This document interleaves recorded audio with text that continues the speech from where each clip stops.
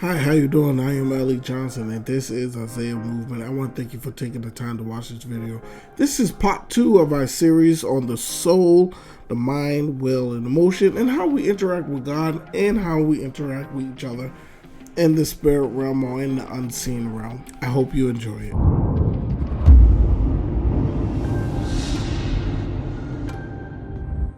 I like to show another way of looking at the conscious and subconscious mind. Now, our conscious mind is the part where things can be taken away, disappear, and be burnt away when time of pressure, when pressure comes and hit our life. Now, I look at it like this. When I used to go and study for a test, the moment I went and studied for the test right before, crammed for the test, and then went and took the test, right after the test, I forgot everything. Everything went away. It just, whoop, like I never even studied it. It's the same way with the conscious mind. Things that are just only on the conscious mind is not really taking root in our life. The subconscious is where things have the ability to take root and become who we are. It becomes a part of our character. It is the part of us that is released or comes out when pressure hit our life. So when things take root in our subconscious, which is the deep part of our heart, that is the real us. That's the true us. That is the part that we are trying to change to make who we are. That's the part that God's trying to change to make who we are. So if you remember, Jesus did this talk about 4 different types of ground when seeds thrown out. He talked about the road, the rocky ground, the ground with the weed, and he also talked about the good ground. Right? And I look at the ground, stony ground is the layer of our conscious mind, the layer where things can go, but it's taken away because it didn't take good root.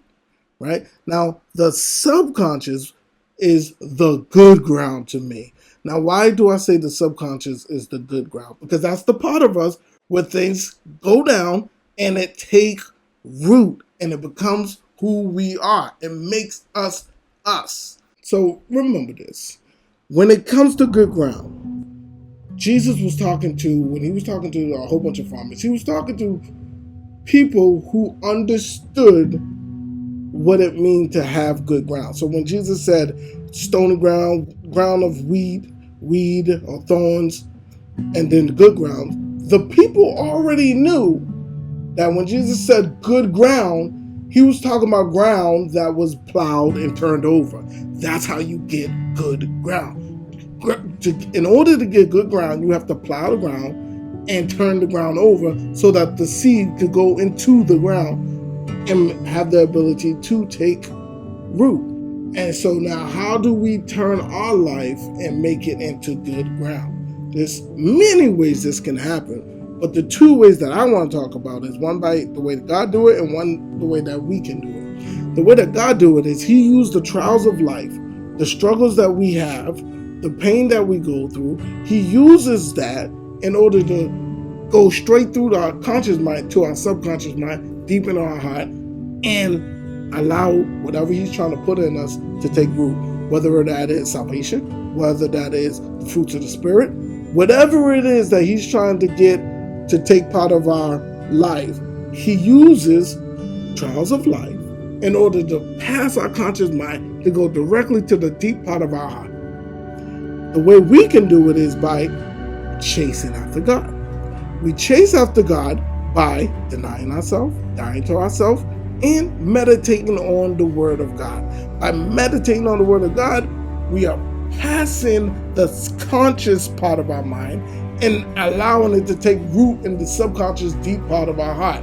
And it's becoming who we are. It starts to form who we are. So by denying ourselves, dying to ourselves, and meditating on the Word of God, we start to break up the ground and make way so that God can allow his fruits, his salvation, his characters, whatever it is he's trying to put in us, we make way for him to put it in our heart so that it will take root and become good soil and become good fruit in our lives. Now, what is an example of this? A good example of this is, let's just say we have a man named Harry who's a married man. Him and his wife haven't been getting physical for a while. There's been some issues going on, and they just haven't been intimate in a while.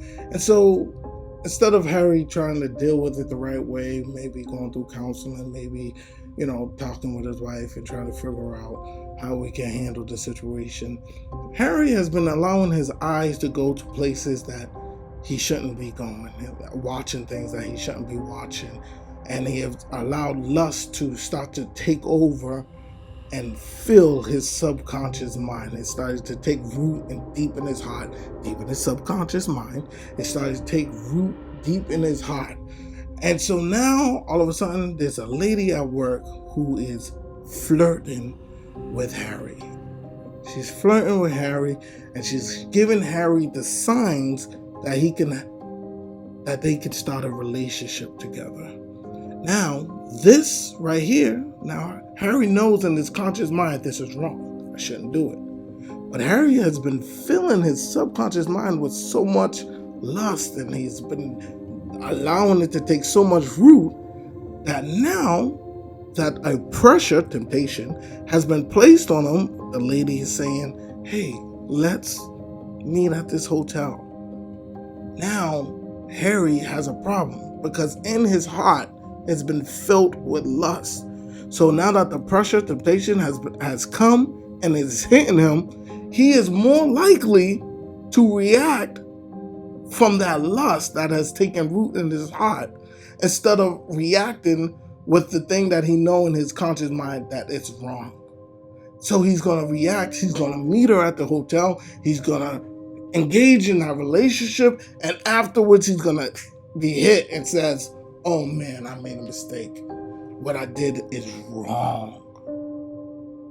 But now he's hooked. And so now he's going to be battling. Now he's going to be battling in this sinful relationship of, yes, I feel good. Now I'm addicted. And now I can't give it up. Now he's tied to that lust that was in his heart. Now it's starting to give fruit and come out as that relationship and as that affair, because he allowed the lust to take root in his heart. When the pressure was on, there was a lady willing to commit adultery with him.